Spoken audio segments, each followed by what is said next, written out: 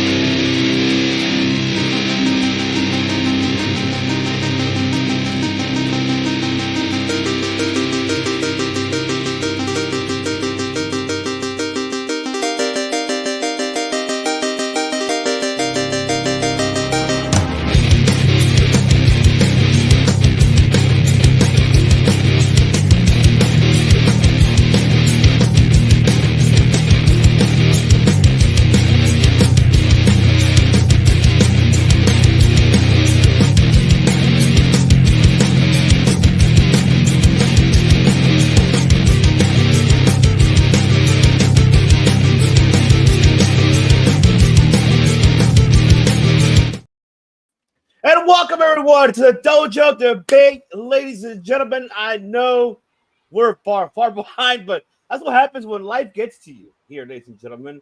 But we're here, folks. We're here.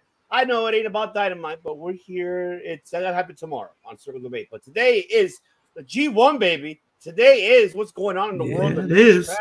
That's right. But it's the host of Demons. What obviously was my other host, the man of 1,000 words that I bleed for, man. This man. He gives you everything that banger after banger, and that's what he does. And he tells you. Let me talk to you. So let him talk to you, because if not, you got to be Tranquilo. Yeah, you got to be tranquilo. The man of 1,000 words. Damn, baby. What's going on, baby?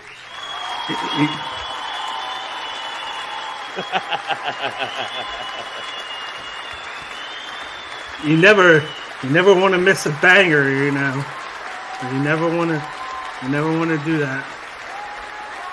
Oh no, man, we don't want to do that, man. What a week of fucking New Japan, man. Jeez, Jesus, there's only one thing that I gotta do. What do you guys want to talk about?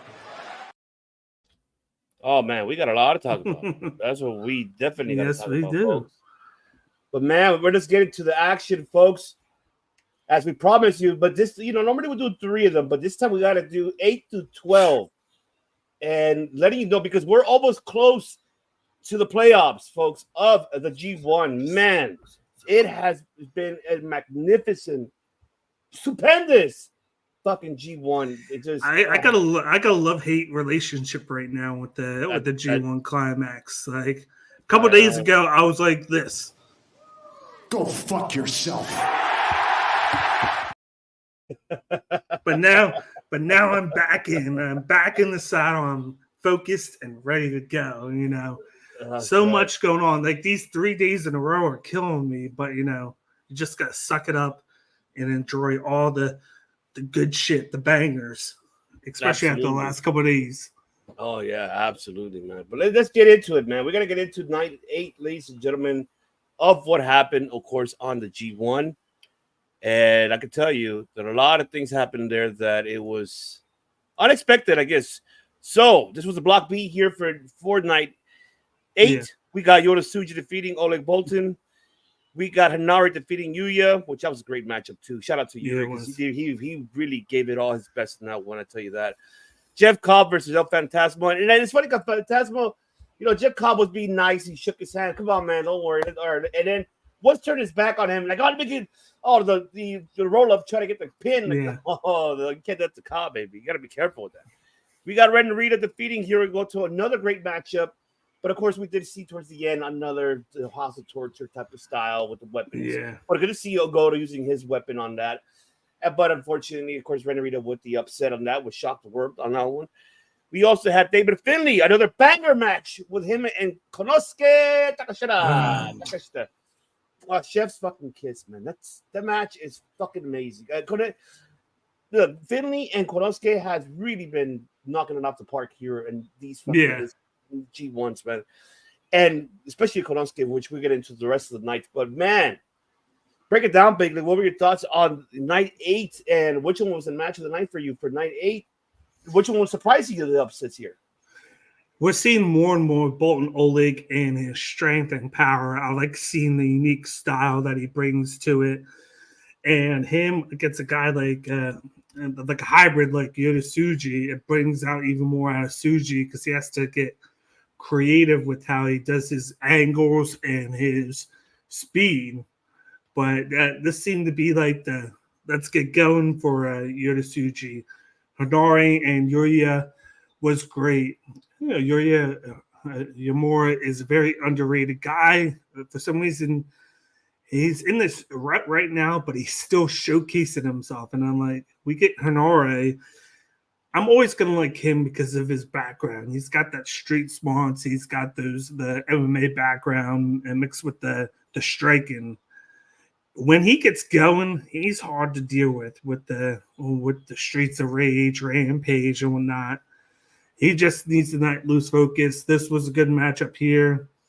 You talked about ELP and Jeff Cobb. We got to talk about.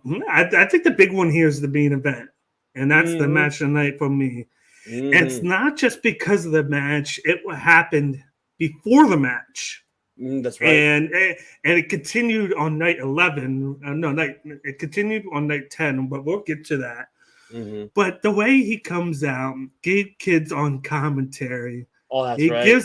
He gives him a look. He's like, "Don't look this way. Don't look this way." Then he does, and Gabe Kidd stands up, and he just gives him that stare, the death stare. And then Takeshita looks at him, laughs, and then walks up. So I'm like, I have an opinion on that, but I'll give it to you after. Go for it. Night give 10. that opinion. After night 10? Okay. Yeah, because there's a little more to it on night 10. Okay. But then these two have a match, a pretty long match.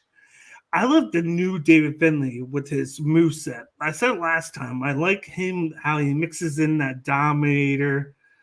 And then he uses the power bomb now. He's not a finesse guy anymore. He's more of a power and strategic guy now, it seems like. He's more up here instead of trying to do what he did before. And it's like Takeshita got what he was able to get off. There's closeness, but it was always Finlay outsmarting Takeshita at the end to get that victory. And we're noticing now how crazy the G1 is because guys that were starting off slow are starting to pick up heat. Mm-hmm. And I just like like I said, the last 3 things that Finlay does now, you can kind of catch it. Dominator, powerbomb, right into oblivion. He tries to do that in an order. Mm-hmm. And that's always definitely a trio to try and break out of. And Takeshita did it, but then got hit into oblivion out of nowhere, and that's what kind of lost it for him. But this was one of like the softer nights of the G1. I felt like. And it was kind of you were right. It was really kind of the more softer on the Block A side than it kind of was in a way. So I agree with you. And I like how Gabe Kidd was talking about Ren Narita. He should have picked the War Dogs. He chose the crappier group. And then comes in here, they're just talking about this matchup. And then I really thought that Goto was going to win because he was having his way for the majority of it. And then just out of nowhere, Ren Narita picks up the sly victory there. And it was a pretty long match, too, I feel like. Yeah, it was. It was pretty long still. It was not bad though. But I mean, but you're right. No. The block A was kind of like, block A, but block B was kind of like a little soft way, block B. But man, it's just really, this is like the most undetermined. It's not even. It's very difficult to determine what's going to happen in these playoffs, but we'll get to it when we get close to it, man.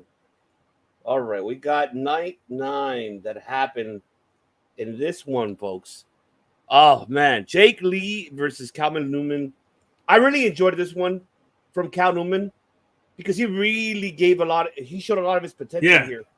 A lot of that he did here, like the counters and just like his offensive moves. But he unfortunately lost towards the end, and I think he got too little ego there, and then that's when Jake Lee just came and, of course, pick up with the upset. But it was a great matchup, great for even the crowd was really, and to be honest, this crowd was more packed than the night 8 was. I kind of noticed that too. And so this one actually for Block A, they had more momentum. So I was really happy for Callum Newman. He had his moment there with Jake Lee. Good to see those two really knock it out the park. Great O'Con. That one I did like. Great O'Con and Evil. I love you, Evil, but damn, too much ego, too much shit. Yeah, and claiming that you're the fucking the winner of the G1 already. You're the one fucking the world champion. And you can hear Finley fucking saying on the commentary now. He's saying that yes, I'm the champion. He's telling no, he's not. He's telling him that he is the champion.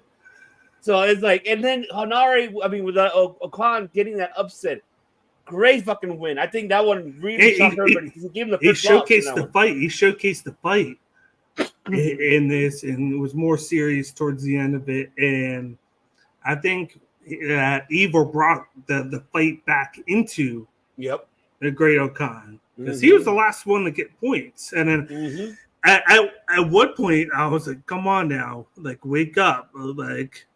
Where you at? Like, show up. And then boom. He shows up. Damn.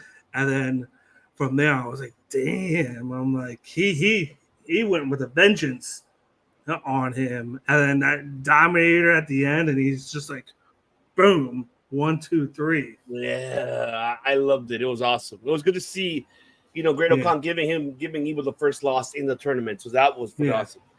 Then Naito and Gatekeep, man. As much as I love Naito, but man, he really put over Gatekeep in this matchup. Gatekeep looked really strong in this one and really took over the majority of the matchup. And even though Naito just got a quick upset out of nowhere and escaped out of the ring, and he was sitting by the announce table and hey, Gabe, and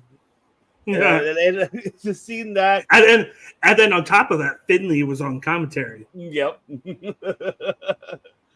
So it was a great match, but Gabe Kidd really was put over here, and I don't know. Naito for me looked like he is out of shape. He looks like he's tired as hell, but he does have bad knees, and he's up there in age. So yeah, it's true. His knees is keeping on, really keeping up with him. So it sucks to see Naito that way, but.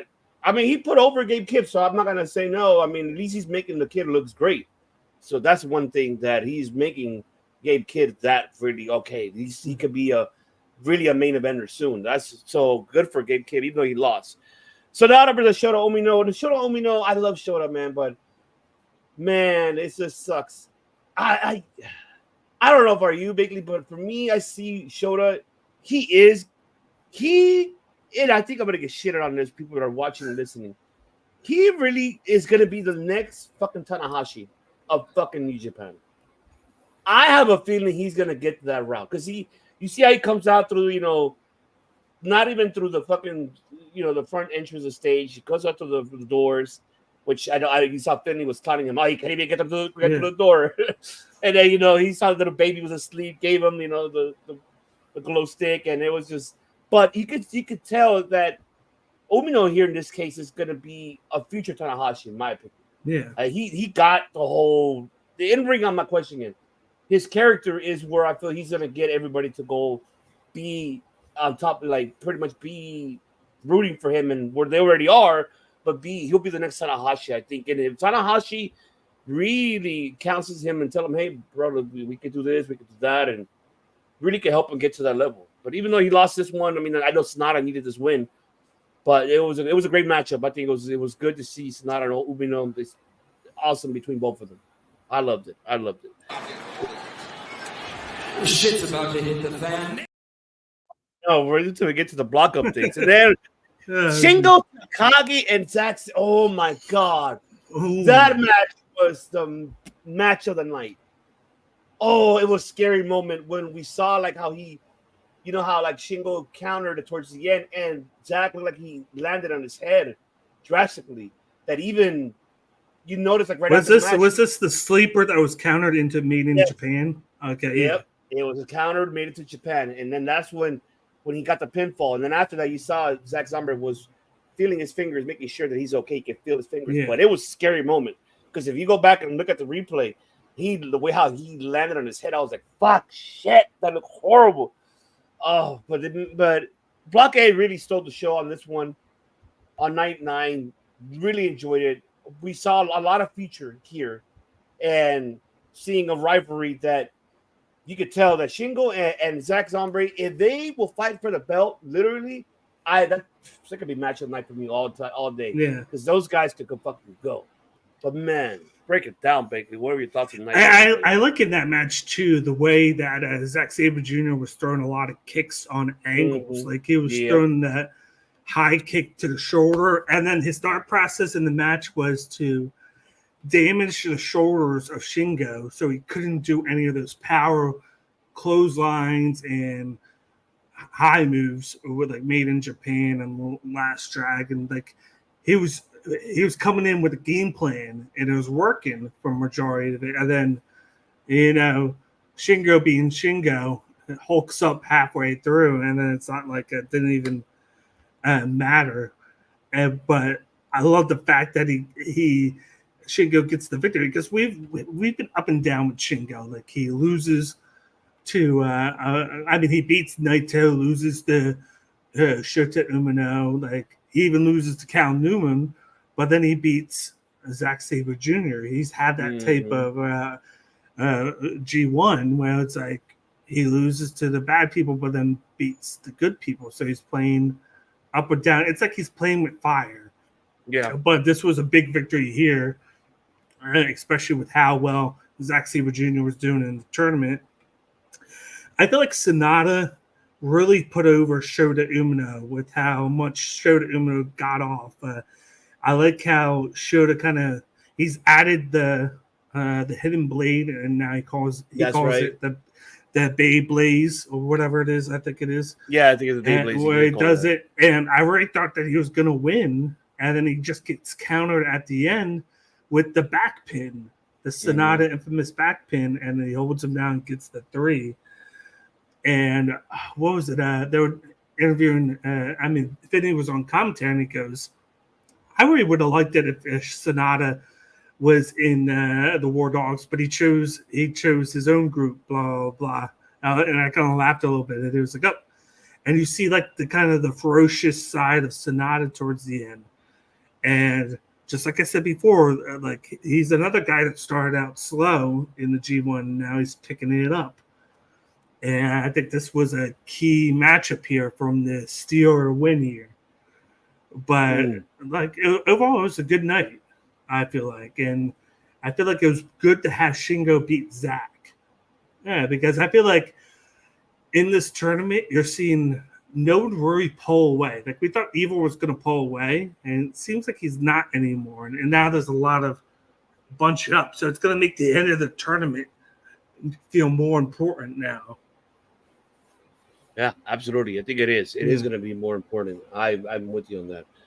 But man, I mean, it really sold the show. I mean, night 9, I really enjoyed it, and I love Finley in commentary. Him and Gabe Kidd are the ones that I really find fucking hilarious. I love it. But man, it was good to see this. Oh man, I don't. For me, it's Sonata could be the next, which he's already there. I know. I'm not trying to compare him too much dearly towards him because they have banger matches between themselves, and that's Kota Ibushi in a way. And he has like a mixture of Kota Ibushi and Okada. because I mean, Sonata could still be a future. I mean, he's a future star, of course. He's a future main mentor, which he has been already. But to be back to back is where I'm at. You know, when we talked about it last time, it's just like ever since that momentum kind of died down, and it sucks. I wish it comes back, and I hope it does. You know, down the line, and really, he needs that momentum back, man. I think Sonata, another one, Evil, he's already getting up there too, which we already will get to the points of where he currently stands in the block A. Yeah. And it's just, man, this so far it's been incredible seeing these nights. And then we gotta get night 10. Oh man, this is the one. David Finlay defeating Ole Bolton, and that was a good one. Good shout out to Bolton because he really showed up here in this matchup with Finlay. Yeah. But, you know, of course, Finlay with the upset unexpectedly. I know the crowd was like, oh my God, is he going to beat him towards the end? Like 3 minutes left, but then no. Finlay with the upset. Oh my God. Gabe Kidd was on commentary. The one thing I liked was the fact that he showcased David Finlay punishing Bolton Ole for the first 5-6 minutes. Yes. So it was like very one-sided, and he was taking his time. He was making sure that Oleg wouldn't hulk up or get an advantage. And it wasn't until he got that things started to change. He hit the fireman's carry, or what he calls kamikaze. And I'm like, oh my God. I'm like, is he going to win? Is he going to win? And he just couldn't get the F5. He just couldn't get that going. He got reversed, and eventually he was into oblivion. Yeah, definitely. And then finally, the match that I didn't expected for me, which it was a great win for him. El Fantasma defeated Yuya. And I did honestly I thought Yuya was okay, he's gonna win this. But no, Fantasma, great comeback, great upset. He needed that win. And I thought Yuya was gonna go ahead and get him with the locking with the upset, holding the fucking shoulder lock into like. But no, Fantasma came through with that pin, and I didn't rolled over his that. legs on top of it. Mm-hmm. Did not expect that, but I was like, oh man, great upset for Fantasma on that one. And the meaty men slapping meats, baby. That's basically what it was, because they really were just going at it, standing up, attacking each other. Oh yeah. And then the one thing I'm trying to picture is, do you feel like Henare gave the victory at the end to Jeff Cobb, or do you feel like he just didn't have enough left in him? I think he had nothing left in it, because you know what? I actually rewinded the last 5 minutes of it, and you really it looked like Henare was done. He was just like, I don't got it anymore. I need to fucking relax and chill out. But I one thing we talked on the chat, I want to bring this up now. We brought that match up, was let's give a shout out to Henare, because he literally denied a WWE contract. This man literally walked it into fucking Bushido board, Tanahashi Gato's fucking office. He said, look, man, they gave me a contract, but I want to stay in New Japan. And literally told them that I want to stay here. Shout out to Henare for making a decision that he feels he could be a future star here, which he is. But shout out to that man, because that man is dedicated to stay in New Japan. And he has done since day one. Remember, baby, when we first saw him and we talked about him, with a J Cup, and then with his first G1. Yeah. Man, we knew this guy was going to be something, and he has become something, man. I'm so proud of him. Let's fucking go. Oh yeah, I'm so fucking proud of that man. He made the right decision, because I honestly, and I'm pretty sure you feel the same, but I'm not correct if I'm wrong, but I felt like if he would have gone over there, they want to do what he's doing now in New Japan. I don't think so. He's he's had a huge evolution. I didn't get to see him as a young lion and then see him on Excursion. I didn't start seeing him until when he came back. He did the tag league with Tanahashi when he came back, and then he showed signs of something, but then it wasn't until he came into the United Empire, was basically their Weapon X, and then he started doing what he does now with the tribal paint, the bald head, showcase more of the street style. And that I was like, this is the guy you don't want to face, because he's gonna make you work for it, and that's what he did. But it's crazy how no one's talking about Jeff Cobb. That's another one too. Yeah, break it down. It's crazy. because this guy just went day in, day out. I know he's the TV champion and everything, but he is putting in work. This guy wants to be a double champion, and it's like, you know, after this night, he moved to 8 points, and it's like that's 8 points that people don't realize that he has. Yep. Because they're talking about everybody else, Mm-hmm. and he's even gonna get overshadowed because the next match is probably top 3 match of the tournament in Takeshita and Goto, and they just there wasn't really just one like holy like first I gotta do that, then wonderful, because that's how that match was. It was just great. Stand up, beat the shit out of each other, striking, you know, a little bit of this. Yes. And like these guys almost had no energy left. And then you see Goto up. And then yes, he did. Takeshita must have kicked out like 10 times at the end. He just wouldn't go away. Yeah, and the crowd really got into this match. They really like really did. And then listening to what's Gabe Kidd on commentary at the same time made it even better. And then just like I said before, when Takeshita came out, Gabe Kidd was like, "Don't look at me. He's scared of me. He's gonna go up that way." And he was like, "He's puny." Blah blah blah. And then he walks up. He's like, "Yeah, that's right. Don't step to me because I'll step back." He was like, "You AEW outsiders." Blah blah blah. I'm telling you, there's gonna be a match between the two of those guys. Oh yeah. They're setting something up between Gabe Kidd and Takeshita. I don't know. Maybe it's for the open weight championship. Maybe. But something's going to happen. I think it could be. Honestly, I think it could be that. I'm with you on that. I think so. Damn. And then you got Tsuji and Ren Narita. These guys went like 25 minutes. Oh my god. Oh my god. This was a long match. And then there's really I don't know where to start with this. It was just good, and I love the fact that Tsuji beat him with the spear.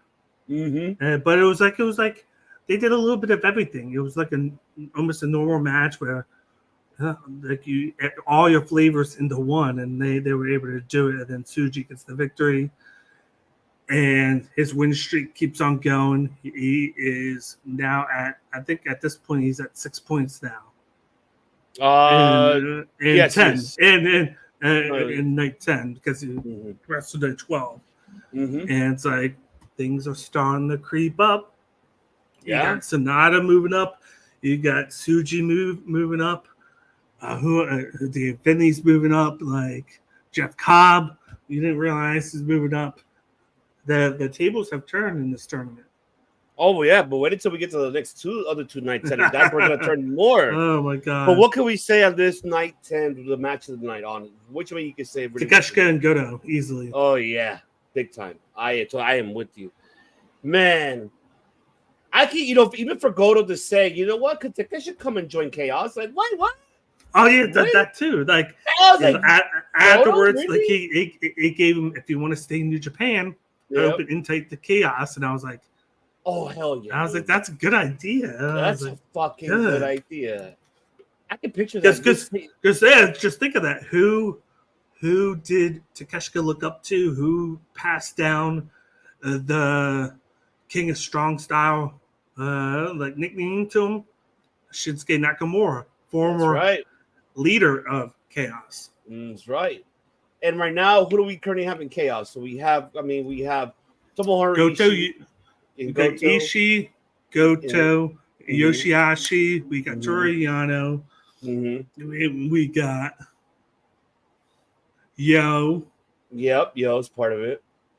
And I think that might be it.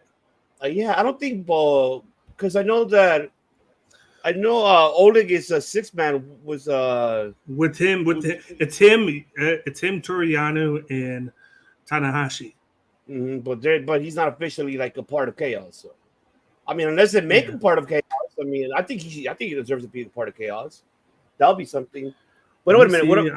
What about Master Watto? What about isn't he in Chaos? Or he's never been in Chaos? I totally forgot about him because he hasn't wrestled. Well, yeah. Okay. Yeah. Current. Okay. They gotta. I didn't know he was part of that Chaos. Leo Rush. Oh, that's right. He is part of it. But I forgot about that shit. You got you got Yoshihashi, Toriano. They still got Trent Beretta in it and Chris Statlander, but they're gonna be out. Yeah. I don't see them. Chuck Taylor's in it. Hiroki Goto, Leo Rush, Orange Cassidy, and Rocky Romero. And I think they messed up because they still got Robbie Eagles in it, but he's in TMDK. So yeah, I mean they gotta. I'm wondering where the hell is Master Watto. I think unless he's just by himself. He might be hung tie. Yeah, he could be. You're right. I mean that's something. I mean it's because he's always been like floating around, teaming with different people. Like he was trained by Tenzan, and then he did his thing with Taguchi, and then he recently was tagging with Desperado before I think he got hurt. That's right. So you're right about that. He was. So I mean, damn. Oh man, they're telling you this has been all right. Now we're gonna get to night 11, folks. You see. That's how we're going for you guys. Night 11. Oh, man. Another bangers of bangers here, folks. Great O'Khan defeating Calvin Newman, which sucks. This was fun. It was a fun match. This was fun. It was a fun, stable match. It was only 10 minutes long. I love how they showed respect towards each other. I like the little comment where they're like, when Cal Newman was hurt and he was getting over an injury, it was Great O'Khan who helped him get better, showed him respect. They kind of formed a bond, friendship from that. So it shows how like they seriously take each other, helping each other out, and it being in like a stable together. But it was a good match. I like the speed against the creative power. And it was just the one mistake that Cal Newman made that finished him at the end, because he was getting the better of a lot of the exchanges for majority of the match. And I think he just slipped towards the end, and then boom. He gets countered, hit, he gets dominated, and then pinned. And then I like at the end, he gets up, Great O'Khan puts the rope through for him to get out, and then he did it for Great O'Khan. So it was a very fun match. World, elite, world. Shut up. What's going on, Dylan? What's up? They just had that was vacation. Episode. Let's go back with Marcus as he was leading on with the crew and getting that. Yes, I know you're on vacation, Dylan. So hopefully you're enjoying it, brother. And then we did have Jake Lee defeating Gabe Kidd. These next two matches are going to go by quick because they were combined like 8 minutes long. Right. 8 minutes long. First, you have Jake Lee and, of course, his stablemate Gabe Kidd. First, Gabe Kidd comes out, and then Jake Lee comes out with 2 beers. Comes out like, yeah. It was like, me, dude. Then he puts him down. As he's getting on the ropes, he gets drop kicked by Gabe Kidd. And if I'm wrong, I think he says, I hate beer or something. I think he says crazy. Something like that. I think so. Or like, I hate that type of beer. So then the brawn outside, it goes up through the Corrigan Hall thing before. Gabe Kidd was starting to beat him up. And then you see Jake Lee like this in the crowd. And then you see Gabe Kidd run to the opposite side and goes, I'm a madman. And he goes to run. And then Jake Lee runs towards him and hits him with a flying knee. And then from that point on, and then like the first 10 minutes with them fighting on the outside. And then I really like the spot where they get the table out. And then Jake Lee does the knee to Gabe Kidd through the table. Finally, 10 minutes in, they finally get into the ring and start the match. So we had 10 minutes of fighting before the match even starts. We almost get a quick pin. Nothing happens. And then we get the smart bastard towards the end. They're on the outside. Gabe Kidd is rushing towards him, and he moves. No, he trips him into it. You get 18. Jake Lee gets in. 19, 20. Gabe Kidd gets counted out. Because there's a bunch of just kicks and punches beforehand, and then I know Jake Lee chokeslammed him and whatnot, but Gabe Kidd broke out of it. And at the end, you see them both stand up in each other's faces. You see them say something to each other, and then you see Gabe Kidd go like this, and Jake Lee goes like that back. Sure, it seems like their stable bond is growing there. Yeah. When I thought that they were going to start punching each other again. That's what I thought. But like, Jake Lee is just a brand new member, so I'm still curious. I know we talked about it like last week too. That what's the future of him? Is he going to be more around, or is he going to be more Noah or DDT? I mean, I don't know. It's a good question. What is he going to be doing?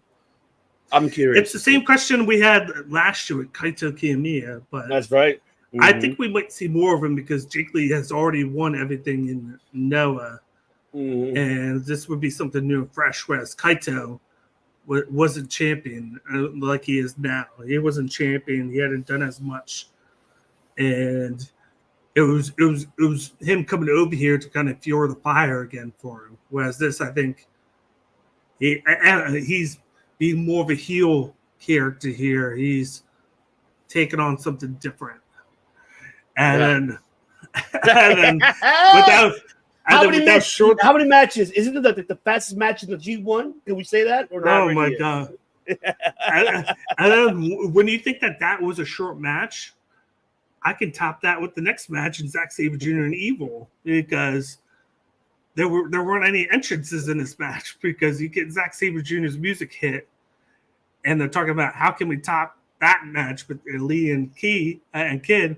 You hear Zack Sabre Jr.'s music hit. He doesn't come out for a couple minutes.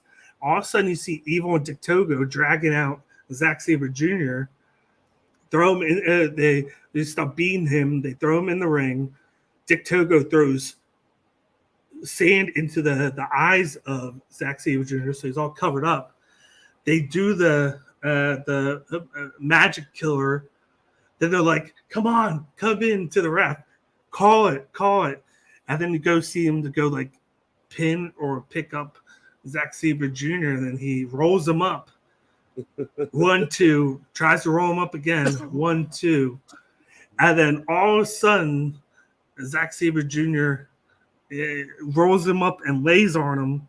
1, 2, 3. And then you see him go like this. You see him go like this at the end because he gets the victory, but he's still blind. So he did it all blind. And then the best part was at the end where they're arguing with the ref, you see Zack Sabre Jr. go up the steps of Korakuen. He's staying there as they're looking at him, and he's taunted them. He's going like this, taunting them.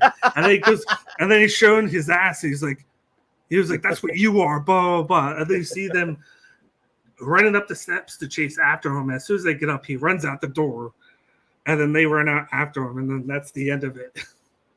So it's like this whole like 5-minute segment, and that's all it was. Oh, I love it. That's fantastic. But Zack Sabre Jr. gets that quick victory though. That's awesome because he needed that victory, especially from the loss that he had against Shingo, and this is a back-to-back loss, to Evil on this one. So that he's in trouble on this. And now he has the tiebreaker over Evil. Well, yeah, we're gonna get there for sure. Because they're tied right now, and he has the pinfall advantage. That's the only thing he has. And then we had Tetsuya Naito versus Shota Umino. Umino needed this win as well, but of course, Tranquilo came through with the upset, which that ended. I don't know if that was a blooper, if he messed up. I don't know, because he attempted the Destino several times, and the first time he had it like 75% there, and then Umino caught it, and then took him down and reversed him. The next time he caught him, and threw him off. And then the third time he tried to do it, and then he fell into a roll-up pin where that's how he beat Umino. It was a Theo Destino into a roll-up pin victory. I don't know if that was just a mess up or if that was the way that they like. I don't know if it was planned. Yeah, it was planned or like they had it planned. I don't know, but this was a great showing for Umino. And then just like you said, like slow this Naito. He's starting to slow down. Yeah, he's battered. He's messing up more and more, showing his age, which could be the whole gimmick that he's doing right now.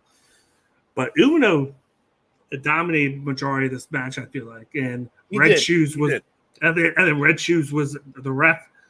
I like halfway through where they go, well, Umino's getting beat up. He's thrown to the outside, and they're like, Red Shoes is not going to call this fluky. He's going to call it straight down the line. And they're like, they even think that with how he's getting beat right now, he's going to speed up the count so he doesn't have to get beaten any worse to save more energy later on in the tournament. A little laugh comment there. But shout out to the chef too, man. What's going on, Brian? Yeah, chef's kiss. That's right, baby. Yeah, hell yeah. But I just don't know. Like, I don't know what they're going to do with Umino because I think he only has 4 or 6 points, but he has big time victories there. But then he's putting up great matches with like Sonata and Naito, but then he loses. Yeah, that's the only unfortunate. But then he beats Shingo, and then whatnot. And it's like, speaking of Shingo, what happened in the main event that shocked everybody there? Holy shit! Talking about the match here. Oh, Brother Nero! I knew you'd come, Brother Nero. I knew you'd come. Wonderful. That's right. Yes. And New Japan is life. New Japan is love. And what's good, fams? What is good? Happy Wednesday night for you. But man, break it down for the main event. Sonata defeating Shingo.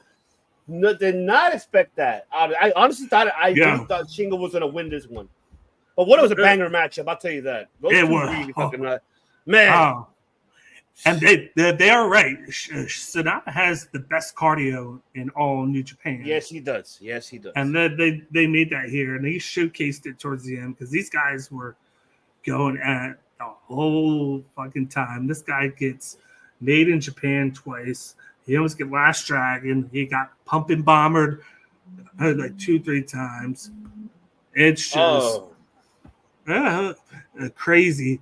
And the way he gets the victory, geez, he's almost clothesline, and then he transitions it into a deadfall and gets the victory. But this was just a pretty long match. These guys went, I think, 20 minutes. 20 minutes, yeah, about 20 minutes. Just back and forth. And he brought the big thing here is Shingo brought out the killer instinct in Sonata. Like he's super Sonata'd up at the end. That's what he did. Oh my god! Like this was one of my personal favorites. It's not one of the best, but it's one of my personal favorites. This match, absolutely. It's just the chemistry it's just the chemistry these two guys had. And he waited till we get to night 12, De Niro. But I can tell you that Takeshita has been doing fantastic. He has not disappointed. I'll tell you that. If I were you, De Niro, watch his matches on the G1. To this day. That's right. To this day, he has been fucking cool. But man, what can we say night 11, which has been the match of the night? Can we say was the main event? Match of the night was the main event. I'd say entertaining. If you want to see something entertaining, you watch matches 2 and 3 with how short they were. Because you're going to see a lot. You're going to see a lot happen in a short amount of time. I'll tell you that. But this might have been the most entertaining night of the G1. I agree. It was the most entertaining night. That's for sure. Yeah. That's definitely. But man, yes, that Shingo Sonata, folks, go back and watch it. That was a banger of a fucking matchup. One former LIJ versus the current LIJ. But this matchup was incredible. Now you want to talk about matches? But go ahead. And real quick. Shingo said something great. He was like, "It's my time now." Yes, he did say that. He did say that. I like that. I like his cockiness right now. I love it. I love it. Yeah. And what happened earlier today, folks, night 12. Man, oh my God. It's what look, meaty men, all right? Jeff Cobb and Bolton Oleg, shit. Even though, Tour of the Islands, of course, Jeff Cobb with the upset. But, man, that match, 10 minutes, great fucking matchup. They fucking killed it. I'll tell you that. Korosuke Takeshita. Ooh, that's the... Ooh. I can't believe he went this far. Takeshita defeating El Phantasmo with the Raging Fire. That matchup was 17 minutes. Was another banger matchup because... Best match of the tournament. Yes, I agree. Such good shit. It was good shit. Oh my God, you saw when he put him to the table and he was bleeding in his back, and I was like, shit, like Phantasmo. Oh my God. Oh, and they had set it up for a little while because I'm like, is that gonna happen? Ooh, we got Tim Boys. What's going on? The banger of podcasting. That doesn't do justice at all. Where is it? Where is it? Where is it? We gotta look for it. Let's see. Can I find it, or you can find it? Let's see. You'll probably find it first. Where the fuck is it? They didn't erase it. They better be there. Let's see. No. Where the hell is it? Damn it. No. It was just there. Oh, there it is. Banger after banger after banger after banger after banger after banger after banger. Oh, what did he say? Oh man, Dealing with the ceiling. Oh. That fucking sucks, man. Hopefully they get that fucking situated, brother. That's what ELP was dealing with after he got done with the Takeshita. Yeah, he was leaking. Yeah, he was leaking. All right, but head back, you know. That was just the setup. Just the setup of that too, because one thing I loved about it was a carryover of Forbidden Door. And that's a right. Bit of revenge there. Right. You're absolutely right. And they were playing off because the table was out and ELP wanted to put him through it with the C2, but he didn't. And then smartly, when he went to jump off, Takeshita moved the table and moved himself, and ELP didn't jump off, and then that's what set up that spot later on. But holy shit, like the Thunder Kiss 86 had it followed up by the C2. You get a two kick out from Takeshita. Takeshita went to town on him. He threw that vicious elbow. Oh my God! And then, he just killed him at the end. He just straight up killed him. Yes, he did. But these guys just the move of the tournament. ELP backflipping off the top rope. Yes. Over the barricade onto Takeshita into the crowd of seats. I was scared that he was gonna land on the railing, but he cleared it and some and landed it perfectly. Yes, he did. The move of the tournament right there. It's gonna be hard to top that one. I agree.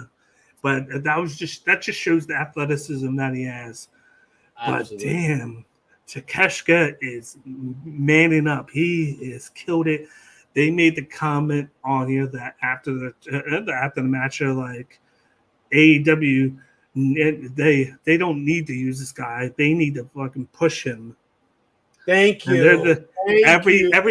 Every 5 seconds, it's them talking great about Konosuke Takeshita. This guy is star material. He is the MVP of this tournament right now with every banger match. Every guy he's in the ring with, he's having a banger match with. Like Tsuji, he's had ELP, Goto, Finley, like you name it. He's bangering it up with everybody in that block. Absolutely. Holy shit. And it's just such a good match. Such good shit. Like, I'd put this match up there. I'm with you. I think by far, if we could say out of the top 5, well, we see the Knights. Yeah. I think this is number 1 by far for me. Like by far, like what Takeshita has done, he is the MVP of this tournament. And no, Papi, you're sexy. I know you're saying that all those matches on top look sexy. No, you're sexy, right? You're a sexy man. You are. And just think, Tim. This is night 12. I know this is like night 12, Tim. Wait till the playoffs are coming up. And We still got 4 nights left, or 4 nights left, and then 3 days of playoffs. Yeah. Oh yeah. Then we had, and then Ole Yoda versus Hanari, another fucking banger matchup there. Man, that was meaty men. They fucking killed it. Matchup 15 minutes. Like we caught you caught it when I was watching it. Yep. Headbutt. Hanari goes to clothesline him. Yoda rolls under the clothesline, touches the other rope, and then spears him for the victory. Mm-hmm. And I like how they said that the style. They said on commentary, it was probably said that the style between the two of each other, Yoda likes to attack at like angles, and he likes to use precision moves where guys are in certain positions and then he attacks. And against a guy like Hanari who doesn't stay in one spot, it's difficult. So you really gotta prone him. But man, that match was fun. Like Yoda has fought his way back in to 8 points. That's right. That is from right. Starting out very slow from the first couple. He did beat David Finlay, but then now he's on a roll with 3 straight victories. We've got a log jam up at which we'll show you after this, but there's a big log jam in the group. But Hanari, he's gonna be up there in the middle and like hard hitter. Like I'm liking what he's doing. It sucks that he probably won't make the playoffs, I think. Yeah, I don't think so. We'll watch. We'll see. Yeah, but he's very entertaining, and he brings out the best in everybody that faces him. I agree. He absolutely does that. That is for sure. Then we had Ren Narita defeating Yuya. Which, poor Yuya. He is done. I think that's it. All right. But Ren, out of fucking people, did not expect him to be up there, especially with the points he has, which we watch. We can't wait until we get into the point where the blocks, folks. Man, Yuya, of course, 11 minutes of matchup with a double cross, defeating Yuya. Sure. Man, poor Yuya, man. Son of a bitch. He didn't expect. And he started out hot, too, winning his first 3. Mm-hmm. And now he's so down. He's still mathematically in it, but he has to show some signs. And then just kind of like Jeff Cobb, Ren Narita has come out of nowhere. He has, I think, 8 points. But it's like, you don't realize he does because some of the victories are low key without he does very it. True. Very true. So, man, what could we say at night 12? That what was the? I mean, we already said it pretty much. Hey, it's ELP and Takeshita.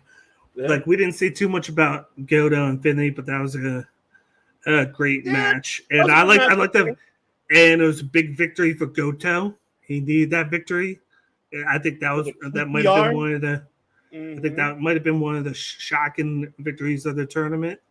He stops the win streak of Dave Finlay. He does it with his family there. That's right. Which is even better.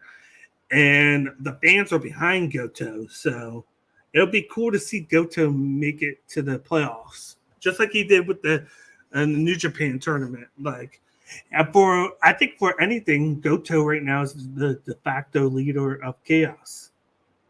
I think so too. I'm with you. I think he is the one who's going to be pretty much the leader of this faction. So I mean, that's most definitely, folks. It's time to get into the points, and man, let you guys know where is everybody at right now. So Block A, this is who we have on the lead: Zack Sabre Jr. and Evil with 10 points. Right behind them, we do have Tetsuya Naito, Sanada with 8 points, and right behind them. We also have who maybe he could make it. We don't know. That is, Shingo Takagi. And we had Great O'Con, Gabe Kidd, and Jake Lee with 6 points on Block A. Calvin Newman, I'm sorry. I know you're pretty much done. You're already out of those playoffs, unfortunately. Block B, though, Bakley. This is the one that I really... oh, my God. I think Block B is the one... 3. Look at 5 people with 8. Exactly. So we got Jeff Cobb with leading Block B with 10 points. Right behind him, we have Hiroki Goto, Yoda Tsuji, and we had David Finley, Ren Narita, Konosuke Takeshita. All it was 8 points. Hinare and Yuya with 6 points. We know that Bolton and Phantasmo are out. That's for sure. Man, what the fuck is going to happen on this block, Bakley? What is going on with this block? Talk to us, brother. Oh, my God. The last night, it's going to be Jeff Cobb versus, Jeff Cobb versus, I think, David Finley. That's going to be a huge matchup on August 10th. Those two guys facing each other. I think that's going to have big implications there. But I think the thing to point out is Takeshita and Red Narita have 8 points, which we didn't expect there. No. Goto and Yoda-Tsuji, who started out slow, both have 8, and they've already faced each other. Like I'm looking at some of the matchups coming up, and I'm like, damn. I'm like, Goto still has Hinare left, and he has ELP left. So 2 guys with 6 and 4 points. So I feel like Goto could very well sneak into it. Tsuji has Yuya Uemura. That's a rivalry matchup. And that's going to be and I think that's going to be one of the last nights, if I recall. Let me double check on that. Unless he doesn't wrestle until next week, because he has Tsuji has Yuya Uemura, and then he has Jeff Cobb. Okay, so I'm trying to see because when does the playoffs start? That's what okay. So the playoffs don't start until August 15th.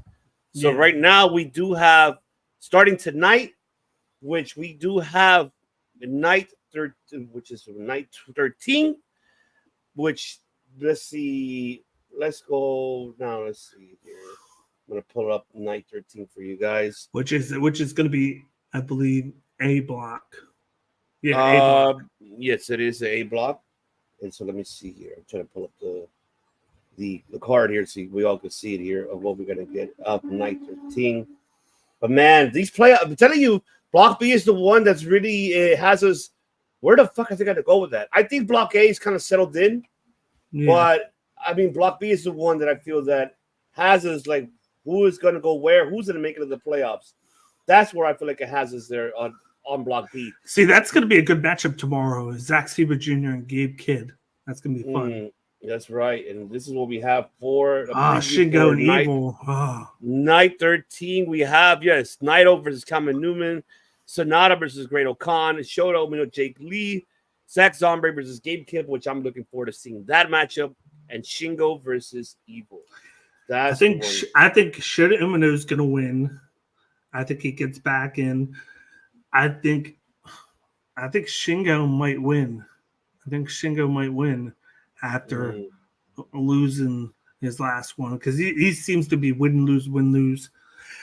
I wouldn't be surprised if Gabe Kidd upsets Zack Sabre Jr.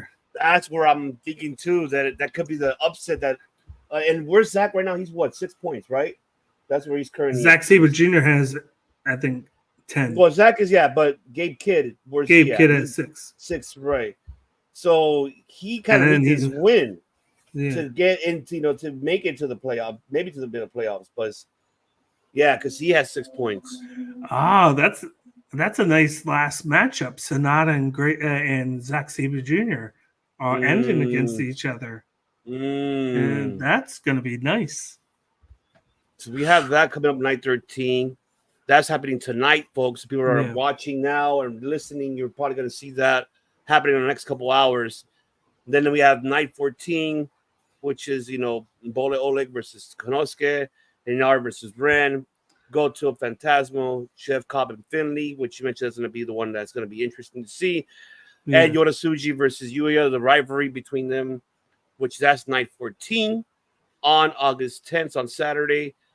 And that is now night 15 is when we have Shota Umino versus Evil, Tetsuya Naito versus Great Okan, Shingo Takagi versus Jake Lee, Sonata versus Zack Sabre Jr., Kamen Newman versus Gabe Kidd. That's night 15. And that is happening on August 12th, Monday. And then we do have night 16, which is like we could say is the last one here, which is El Phantasma versus David Finlay, Goto versus Hanare, Yoda Suji versus Jeb Cobb. I think it's going to be a banger one.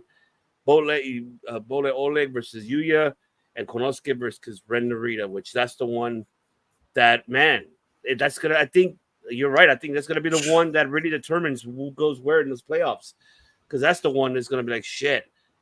Oh, my God. And that's actually, night 16 on August 14th. So there you go, man. Damn. And speaking of today, we do have breaking news from New Japan. Okay. That a certain tag team will be at Capital Collision. Mm-hmm. And when you see him, be prepared to grit your teeth. That's right. The Grizzled Young Vets will be in New Japan, in Capital Collision. And then the first thing I thought of with that is World Tag League. Get them in World Tag League now. Oh, my God. They need to be in the World Tag League. If they put them in a World Tag League, oh, my God. That's going to be a – man. But that's coming up on August 30th. That's, of course, the New Japan Capital Collision. You have Gabe Kidd defending the Strongweight Championship versus Leo Rush. We have Zack Sabre versus Titan. We have TMDK, Mike Nichols and Shane Hayes defending the Strong Open Tag Team titles versus Heiji Cero and Virus. We have Fred Roser and Tom Lawler versus former fucking teammates. Jordan Nelson, Wrecking Crew. The Wrecking Crew, that's right. Jordan Nelson and Royce Isaac. And the Grizzled Young Veterans will be there, but I don't know. The question, who are they gonna face? They didn't say they haven't announced their matches. That's the one that I need to see. I kind of hope they just come in and attack TMDK. I would love to see. Yes, I want to see that match. Yes, baby. I would love to see that. Oh, this is gonna happen on August 30th, Capital Collision. So I'm looking forward to see. We may cover that, folks, but we got a lot to cover, as you can see. Man, here on the Dojo debate, because we still got happening tonight, night 13th, and then we also have 14, 15, and 16. So we got 13, 14, 15, 16. Four nights we got to cover the remaining of the G1. We're gonna break that. We're gonna break that probably early next week with how they're going with the rest of the regular season, and then we'll probably have to cover the playoffs next Sunday after the tournament ends, or Monday, or whichever works best. But and then after that, the G1 will be done, and then we'll probably be more of a 1 or 2 episodes a month thing with the format of New Japan. But we're giving you a lot of big teasers here with all these episodes lately because of the G1. So that's absolutely right, folks. You heard it right here from the host with the most, coast to coast. That is a man of 1,000 words. That's right, baby. But man, I cannot wait. Hopefully you guys cannot wait to tune in tonight, or seeing around the world internationally. I want to shout out to everybody internationally out there in the world that are listening to us on the audio platforms and keeping us up there with you guys. Shout out to Spain, shout out to Japan that they're listening in. Thank you. And then, man, everybody around the world as well. Thank you, Australia. Thank you, North America, Europe, everybody. Appreciate you guys for tuning in here as we broke down everything what's going on here in the world of professional wrestling in Japan. Like our host here, the man of 1,000 words, said that besides the G1, we'll be covering more, New Japan events and also any other events happening either in Noah or DDT or Marigold, because there's a lot of things happening in Stardom as well. So there's a lot of things that we're going to be discussing that and in breaking news as well, how the Man of 1,000 Words says. That's right. But before we head out, of course, I'm going to let the Man of 1,000 Words go. Robots, transform and roll out. And let the people know, Bagley, where can they find you besides here on the Debate Network? Let them know where they can find you on social media, where they can just talk to you. Talk to you, baby, about what's Talk going to on. the people. Talk to Let me talk to you. Talk to you, baby. Yeah. Now you can find me on X at CageIQ. That's where I do the majority of my posting and talking. I'm also on IG if that's what you use. Find me at the same handle at CageIQ or at Cage by IQ. If you just want to talk wrestling, hit me up in the DMs there. Not shy with talking to people. Love talking wrestling, so that's where you can find me, and you can find all the content for the show on there too. If you don't go on YouTube and you just surf X and you want to use that to find content, just go to my page. I post a lot of content of a lot of great podcasts and stuff from the Debate Network on there. That's right. And also for Game Breaker Sports as well, make sure you subscribe to Game Breaker Sports. They had their AEW Dynamite watch along earlier today, but they'll be having their Friday night SmackDown watch along with Outreach Zone, with Kayla and Kango. Well, like a tango. I go from Kango. They're Kango together, but it is what it is. But man, and also tomorrow we'll be here for Circle Debate, episode 207, the Retribution Debate. Actually, I'll call it more Poetic Justice Debate. That's what we're going to call it there for, because there was a lot of poetic justice that happened on SummerSlam. We'll be covering there for that tomorrow. The recap of SummerSlam, Great American Bash, AEW Dynamite, and Raw, and then what's coming up for SmackDown and Pro Wrestling News and much more. Stay tuned that for tomorrow, folks, at 8 o'clock Eastern, 7 p.m. Central, 5 o'clock Pacific. Until then, folks, you already know that the Man of 1,000 Words and us, we don't just do podcasting, talk about New Japan, MMA, everything. We fucking make history, folks. Enjoy. Have a good night. Thank you for tuning in, and we'll see you later.